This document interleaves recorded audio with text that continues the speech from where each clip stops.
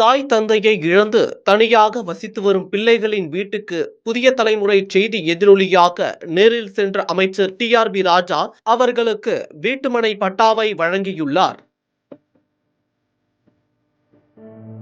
திருவாரூர் மாவட்டம் மன்னார்குடி அருகே நன்னிமங்கலம் கிராமத்தைச் சேர்ந்த தம்பதியினர் சிவகுமார், சுமதி இவர்களின் மகள்கள் சுவாதி, ஸ்வேதா ஆகியோர் கூத்தாநல்லூரில் உள்ள அரசு பெண்கள் மேல்நிலைய பள்ளியில் 11 மற்றும் 12ஆம் வகுப்பு படித்து வருகின்றனர். மூன்றாவது மகனான சிவேஸ்வரன் அரசு உதவி பெறும் பள்ளியில் 4ஆம் வகுப்பு படித்து வருகிறார். தாய் சுமதி 5 ஆண்டுகளுக்கு முன்னர் உயிரிழந்த நிலையில் தந்தை சிவகுமார் தையல் தொழில் செய்து கிடைக்கும் சொற்ப வருவாய்கள் தனது 3 பிள்ளைகளையும் கவனித்து வந்துள்ளார். ஆனால் 3 மாதங்களுக்கு முன்னர் உடல்நலக் குறைவால் சிவகுமார் உயிரிழந்த நிலையில் பிள்ளைகள் 3 பேரும் வறுமையின் பிடியில் சிக்கி தவித்து வந்தனர்.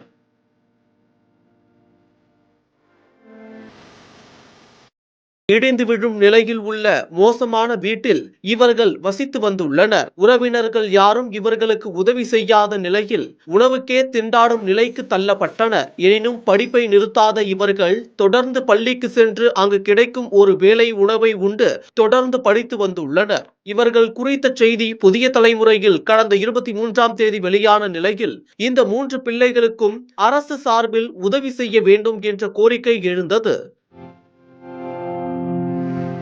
இந்த செய்தி முதலமைச்சர் மு.க.ஸ்டாலினின் கவனத்துக்கு எட்டிய நிலையில் தாய் தந்தையை இழந்து தனியாக வசித்து வரும் பிள்ளைகளை முதலமைச்சர் மு.க.ஸ்டாலின் செல்போன் மூலம் தொடர்பு கொண்டு ஆறுதல் கூறியுள்ளார்.